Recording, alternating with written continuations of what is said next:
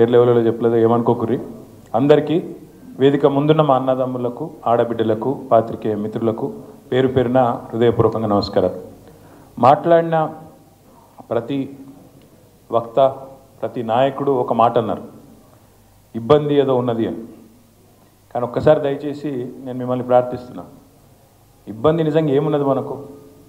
కేసీఆర్ గారు 2001లో పార్టీ పెట్టినప్పుడు ఆ రోజు ఉండే ఇబ్బందులతో పోలిస్తే ఈరోజు మనం కూర్చున్న ప్లాట్ఫామ్లో ఈరోజు మనం ఉన్న పరిస్థితులు ఏమి ఇబ్బంది? ఇది ఇబ్బందే కాదు, అదొక లొట్టపీస్ కేసు, వాడొక లొట్టపీస్ ముఖ్యమంత్రి, చేయగలిగేది ఏమీ లేదు, ఇబ్బంది లేదు, మన లేదు.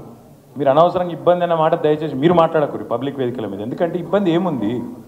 కేసీఆర్ గారు ఆనాడు కడుపు మార్చుకొని తెలంగాణ వచ్చుడో కేసీఆర్ సచ్చుడో, తెలంగాణ జైత్రయాత్రనో కేసీఆర్ శవయాత్రనో అని కూర్చున్నాడు చూడు, గా ఇబ్బంది ముందుకి ఇది ఏమి ఇబ్బంది నాకు అర్థం కాదు.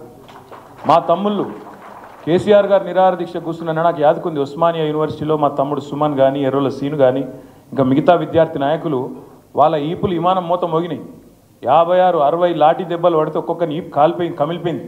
గా ఇబ్బందుల ముందు ఇదేమి ఇబ్బంది? ఒక సిరిపురం యాదయ్య, ఒక శ్రీకాంతాచారి ఒంటి మీద పెట్రోల్ పోసుకొని, మనము చిన్న సురుకంటితేనే అయ్యా అవ్వ అంటాం, ఒంటి మీద పెట్రోల్ పోసుకొని భగభగ మండుతుంటే వాళ్ళు పోలీసుల మీద కురికిన చూడు, గా ఇబ్బంది ముందుకి ఇదేమి ఇబ్బంది?